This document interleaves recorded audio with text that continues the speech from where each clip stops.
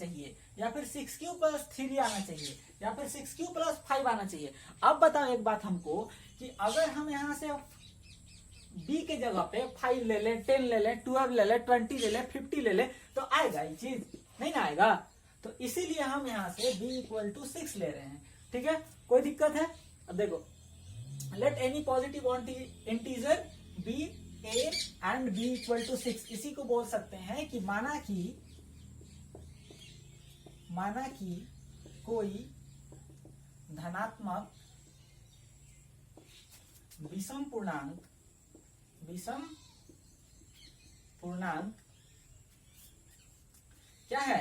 a है एवं b बराबर 6। यहां तक कोई दिक्कत किसी को? चलो अब आगे बढ़ते हैं। तो अब हम यहां से लिखेंगे कि चूंकि हम जानते हैं क्या जानते हैं भाई, यहां से इंग्लिश में लिख देंगे एज वी नो। क्या जानते हैं हम? तो हम ये बात जानते हैं कि a equal to B Q plus R होता है। एकरा में किसी को कोई शक संदेह नहीं होना चाहिए, एकदम एक पैसा का शक संदेह नहीं होना चाहिए। काहे नहीं होना चाहिए? क्योंकि देखो क्वेश्चन में कह दिया है, अब पूरा चीजें हम यही पढ़ रहे हैं कि भैया मेरे दादा हमारे क्या होता है, ये होता है यूक्लिड विभाजन प्रमेय बोलते हैं इसको। क्या बोलते हैं हम? यूक्लिड विभाजन प्रमेय बोलते हैं। एकदम ये चीजवा के ना एक लाइनवा के रट के पानी कर दो, एकदम भुलाना नहीं है। जब भी कोई पूछे कि बाबू भैया दादा कि यूक्लिड विभाजन प्रमेय क्या होता है, तो एकदम तपाक से बोलना है कि सर a बराबर बी क्यू प्लस आर होता है। Sir a equal to B Q plus R होता है, where a equal to dividend, b equal to constant, q equal to quotient and r equal to remainder होता है। ठीक है, तो यहां से हम तो ये बात जान गए। ठीक है, अब मान का लिए है कि कोई धनात्मक विषम पूर्णांक जो है वो क्या होगा? a है, माने हैं। और b बराबर क्या है? तो b बराबर क्या माने हैं? 6 माने हैं। और ये भी हम मान लेते हैं एंड ऑल्सो मतलब कि और यह भी क्या, ये तो हम जानबे करते हैं कि a बराबर बी क्यू प्लस आर होगा, ये तो हम जानते हैं। लेकिन अरवा के मान तो हमारा नहीं ना पता है भाई, आर का मान तो नहीं ना पता है, तो आर का मान कैसे निकालेंगे? तो अब देखो यहाँ पे एक छोटा सा खेला शुरू होता है। एंड ऑल्सो आर बराबर क्या क्या ले सकते हैं हम मान? 0, 1, 2, 3, 4, 5 ले सकते हैं। कैसे ले सकते हैं? अब किसी का दिमाग के ऊपर पार करा होगा, यहाँ नहीं टकरा रहा होगा, यहाँ एकदम नहीं टकरा रहा होगा। कहाँ जा रहा होगा? ऊपर जा रहा होगा। अरे भाई तो ऊपर कैसे जा रहा है? देखो थोड़ा सा समझो ना बतिया के, कैसे जा रहा है ऊपर? देखो यहाँ पे 1, 2, 3, 4, 5 जीरो काहे लिख दिए हम? देखो यहाँ क्या कर रहा है कि a बराबर बी क्यू प्लस आर है। एकदम थोड़ा सा एकदम समझने में ध्यान देना, थोड़ा सा एकदम a बराबर बी क्यू प्लस आर है। अब मान लो कि b के जगह पे क्या लिए हैं हम? b के जगह पे 6 लिए हैं। अब अगर q का मान कुछ भी होगा, तो यहाँ से a जो है यहाँ पे मान लो कि b का मान हम तो 6 लिए हैं। अब q का मान लो 1 हो गया। ठीक है ना? तो ये तो 6 से विभाजित है, ये है ई वाला तो 6 से विभाजित है, ये है। अगर मान लो कि यहाँ पे विभाजित है, ठीक है। अब देखो कि रिमाइंडर अगर 0 हो जाता है, r बराबर अगर 0 हो जाता है, तो 6 और 1 कितना हो गया? 6 प्लस 1 कितना हो गया? ठीक है, अच्छा रिमाइंडर 0 है, तो 6 प्लस 0 बराबर 6 हो गया। ये तो पूरा विभाजित हो गया। लेकिन कह रहा है कि 6q प्लस 1 के रूप का होता है। तो भाई यहाँ पे अगर q बराबर 1 हो गया है, यहाँ पे q बराबर 1 हुआ है, तो नहीं ना कह रहा है कि 6q के रूप में होता है। कहे कि 0 का मान तो 0 हो जाएगा, तो 6 प्लस 0 बराबर 6 हो गया, तो पूरा विभाजित हो गया। अब r बराबर अगर हम 1 रखते हैं कि 6q प्लस 1 रखेंगे, तब नहीं वाला मान आएगा 6q प्लस 1। बात समझ में आया? तो अब देखो क्या क्या वैल्यू हो सकता है यहाँ पे। जिसको नहीं समझ में आया होगा तुरंत कांटेक्ट करो, कॉल करो, व्हाट्सएप करो, जो करना है करो, एकदम तुरंत समझाएंगे फिर से, जिसको दिक्कत हो रहा है। ठीक है, तो अब यहाँ पे क्या लिखेंगे, नाउ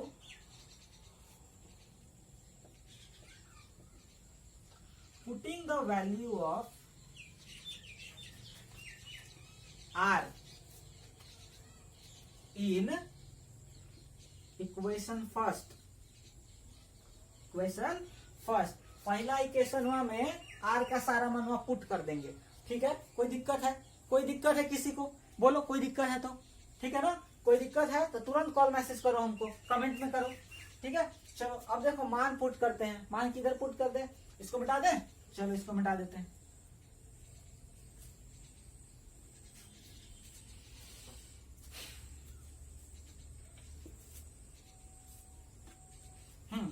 अब देखो आर का मान पुट करना है कहा, तो लिखेंगे a इक्वल टू क्या हो जाएगा 6q प्लस पहला क्या हो जाएगा, अब देखो यहां से 0। ठीक है, फिर क्या हो जाएगा a equal to 6q plus 1, a equal to 6q plus 2, a equal to 6q plus 3, a equal to 6q plus 4। सिर्फ हम मान पुट कर रहे हैं, ज्यादा इधर उधर ध्यान मत दौड़ाना। ठीक है, 6q प्लस 5 हो गया ना। तो हम यहाँ से क्या क्या देखते हैं कि a का मान जो है, ये जो विषम धनात्मक पूर्णांक है, ठीक है ना, a जो है पॉजिटिव ऑड इंटीजर जो है, इसका मान क्या क्या हो सकता है, 6q प्लस 1 हो सकता है, 6q प्लस 3 हो सकता है, एंड 6q प्लस 5 हो सकता है ना। तो हम लिख सकते हैं कि अतः कोई भी धनात्मक विषम पूर्णांक। अब देखो एक चीज और याद रखना कि जो चीज प्रूफ करने में हम मानते हैं उसको लास्ट में हटाना पड़ता है। ठीक है ना, अगर हम बोले कि गधा बराबर बैल, तो गधवा और बैलवा को बराबर करने के लिए हमको किसी एक को तो हटाना पड़ेगा ना। तो वही चीज है, तो जो हम a को माने हैं, जो हम ये a माने हैं, किधर गया है, ये जो a हमारा है ये तो हटना चाहिए। तो फिर a इक्वल टू क्या आ रहा है यहाँ पे, 6q प्लस 1 आ रहा है। तो 6q plus 1 comma 6q plus 3, ठीक है, या 6q प्लस 5 के रूप का हो सकता है। ये भैया हो गया प्रूव आपका क्वेश्चन। इसको समझने में किसी को कोई दिक्कत है? कोई दिक्कत है नहीं है ना। चलो अब आगे बढ़ते हैं। जिसको छापना है छापो जल्दी से, नहीं छापना है चलो आगे बढ़ते हैं।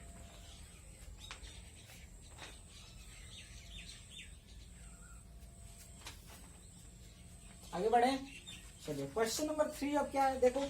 क्वेश्चन नंबर 3 देखो, बुक सबके पास होगा ना। क्वेश्चन नंबर 3 देख के बताओ क्या है।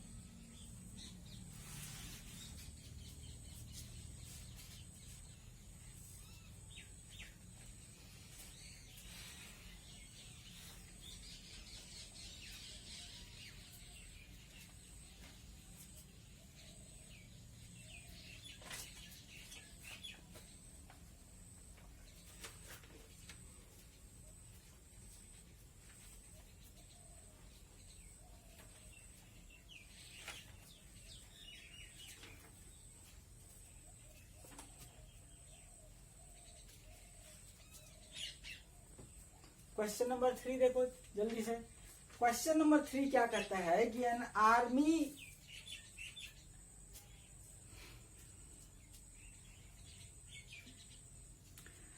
Army contingent of 616 members is to march behind an army band of 32 members in a parade। मतलब कि किसी परेड में 616 सदस्यों वाली एक सेना आर्मी की टुकड़ी को 32 सदस्यों वाले एक आर्मी बैंड के पीछे मार्च करना है। ठीक है, the two groups are to march in the same number of columns. What is the maximum number of column in which they can march. मतलब कि दोनों समूहों को एक संख्या वाले स्तंभों में मार्च करना है, तो उन स्तंभों की अधिकतम संख्या क्या है जिसमें वे मार्च कर सकते हैं। तो भाई पूछ क्या रहा है, पूछ रहा है कि 616 कितने हैं आर्मी के सदस्य, 616 हैं, ठीक है। और क्या कह रहा है कि टुकड़ी को 32 सदस्यों वाले एक आर्मी बैंड के पीछे मार्च करना है। कितना सदस्य वाला? 32 सदस्य वाला आर्मी बैंड के पीछे मार्च करना है। मतलब कि ये 32 जो सदस्य है एक कॉलम में, तो ऐसने कैसन कितना कॉलम हो जाएगा, ठीक है ना। तो अब चलो क्या करना है, अब फिर से हम वही यूज करेंगे। As we know by Euclid's division algorithm,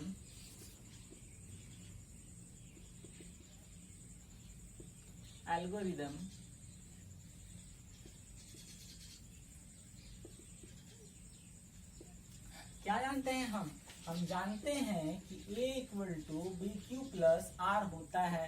ये चीजवा तो एकदम जानना ही जानना है, कुछ जानो चाहे मत जानो, ठीक है। स्टार्ट हो गया। अब देखो यहाँ पे A का वैल्यू हम अगर 616 रखते हैं तो B बराबर क्या हो जाएगा, B बराबर हो जाएगा भैया 13 इंटू, अब बताओ कि 32 से 32 से 616 को डिवाइड करोगे तो कितना टाइम्स में जाएगा। 616 को 32 से डिवाइड करके देखो, बताओ कितना टाइम्स में जाएगा। 32 टू जा कितना हो जाएगा, 64 हो जाएगा ना भाई।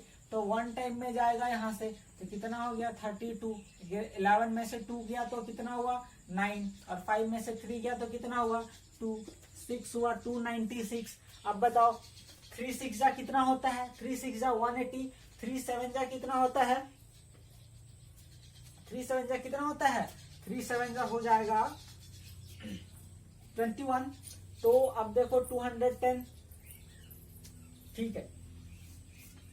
तो कितना टाइम्स में जा रहा है हमारा, 9 टाइम में जा रहा है, ठीक है। और भी आगे जाएगा 7 जा से आगे देखो, 3 8 जा 24, 24 240, अभी और चाहिए ना इसमें, 3 9 जा 27 270, आगे चाहिए हमको। 3 9 जा तो 9 2 जा 18, 9 3 जा 27 और 1 29, 29, 16 में 8 गया तो 8, 18 में 9 गया तो 9। गड़बड़ा रहा है क्या, 16 में 8 गया 8, 9 2 जा 18, 1 9 3 जा 27 और 128, यहाँ एक गड़बड़ा रहा था 28, 16 में 8 गया तो 8, 8 में 8 गया तो 0, 2 क्रॉस हो गया। चलो अब किसको डिवाइड करना है, यहाँ से 32 को डिवाइड करना है, तो 8 4 जा 32 क्रॉस हो गया। तो क्या लिख सकते हो कि 32 into 19 plus 32 into 19 plus 8। Now आगे इसको कैसे बढ़ाओगे, 32 इक्वल टू कितना हो गया 8 इंटू 4 प्लस 0 हो गया। Now the required number of columns, required number of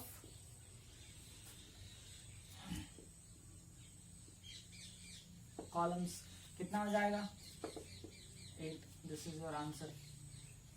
तो इसको क्या लिख दोगे, अतः आवश्यक स्तंभों की संख्या क्या हो गया 8 हो गया। कोई दिक्कत है, चलो कोई दिक्कत नहीं होना चाहिए, फटाफट लिखो एकदम जल्दी से।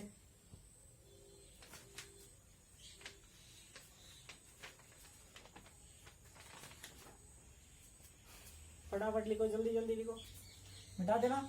चलो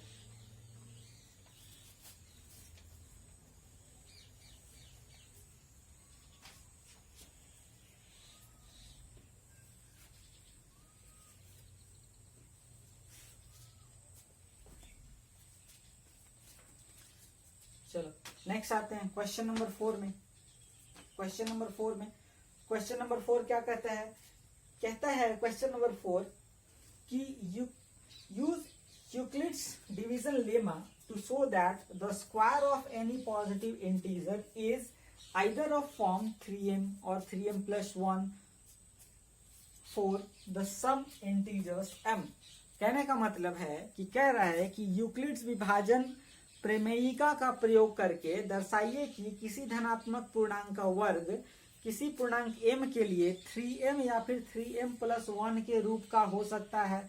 भाई तो वही चीज है, एकदम सेम टू सेम। क्या करना है, क्वेश्चन नहीं लिख रहे हैं, देखो क्वेश्चन नहीं लिख रहे हैं, बुक से देख लेना सब कोई, ठीक है।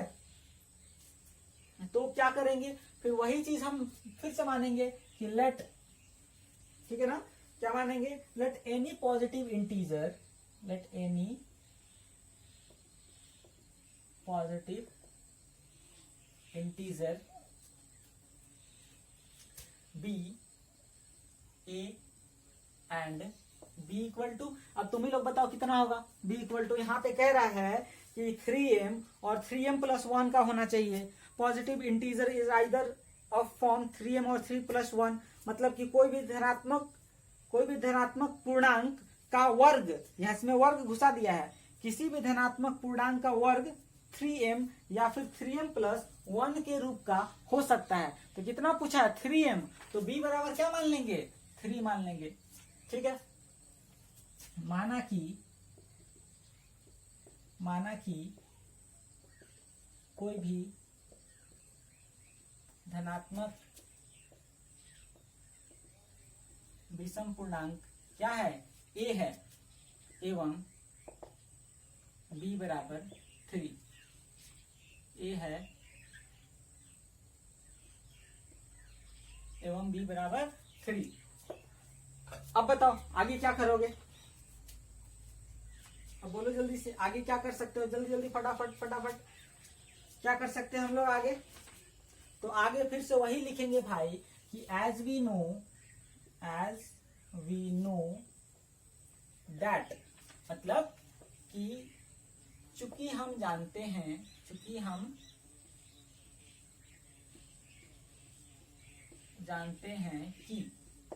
क्या जानते हैं हम जानते हैं कि a equal to B Q plus R होता है। एंड ऑल्सो, और ये भी जान सकते हैं, एंड ऑल्सो, ठीक है ना, ऑल्सो क्या, आर इक्वल टू, ठीक है, आर इक्वल टू। अब बताओ यहाँ पे कि b का मान कितना है, 3 है, ठीक है ना। तो अगर किसी भी, ठीक है, यहाँ से b का मान अगर यहाँ पे 3 है, ठीक है, तो जो हम रिमाइंडर लेंगे वो कितना लेंगे, 3 से कम लेंगे, ठीक है। सिंपल सा समझ लो बात कि रिमाइंडर लेंगे। अगर हमको प्रूव करने के लिए कहता कि 3m प्लस 1 है तो 3 से रिमाइंडर कम लेंगे। तो जहां भी क्वेश्चन नंबर 2 में कह रहा था कि 6 क्यों है, ठीक है, तो 6 से कम लेंगे रिमाइंडर। तो यहाँ पे क्या हो जाएगा, r इक्वल टू 0 और 1 और 2 हो सकता है, आगे नहीं हो सकता है। अब बताओ क्यों नहीं हो सकता है भाई, क्यों नहीं हो सकता, क्वेश्चन तो आएगा कि सर काहे नहीं होगा, 3 का नहीं होगा, 4 का नहीं होगा, 5 का नहीं होगा, 6 का नहीं होगा। कि भैया मेरे, अगर हम 3 ले लिए, यहाँ पे 3 ले लिए, तो बतिया घूम के फिर यही नहीं आ गया, नहीं आया, कैसे नहीं आया, देखो यहाँ पे 3 जब ले लिए, यहाँ पे मान लो 3q प्लस 3m कह रहा है ना, तो 3m प्लस अगर हम यहाँ पे 1 कर दिए, ठीक है, अच्छा 3 बोले है ना, रिमाइंडर 3 कर दिए, देखो तो यहाँ 3 और 3 बराबर हो गया, तो ये सब गुणनखंड हो गया, तो भाग तो पूरा लग जाएगा। तो फिर पलट के रिमाइंडर कहाँ आ जाएगा, 0 पे आ जाएगा। तो 3 लेने का कोई फायदा नहीं है। कोई बोलेगा कि सर 4 काहे नहीं होगा, ठीक है भैया, हम बात मान लिए, तो 4 ले लिए, तो अब देखो 4 ले लिए, तो हम क्या लिख सकते हैं, इसको 3 प्लस 1 लिख सकते हैं यहाँ पे। अब 3 प्लस 1 लिखे तो 3 तो फिर इसका गुणनखंड हो गया, मल्टीपल हो गया। जब मल्टीपल हो गया तो इसमें पूरा भाग लग जाएगा, तो बच का जाएगा, 1 बच जाएगा।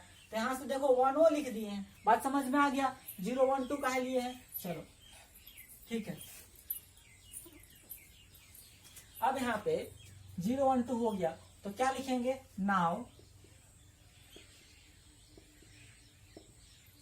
Putting the value of equation first, putting the value of r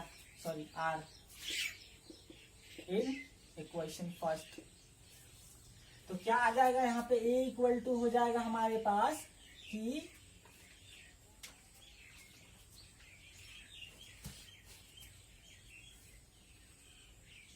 b का वैल्यू क्या है, 3 है, ए इक्वल टू क्या आ जाएगा हमारे पास 3q plus 0। A equal to क्या आ जाएगा 3q plus 1। A equal to क्या आ जाएगा 3q प्लस 2। इससे आगे तो बढ़ेगा नहीं ना, कि बढ़ेगा? नहीं बढ़ेगा, काहे कि 2 तक है।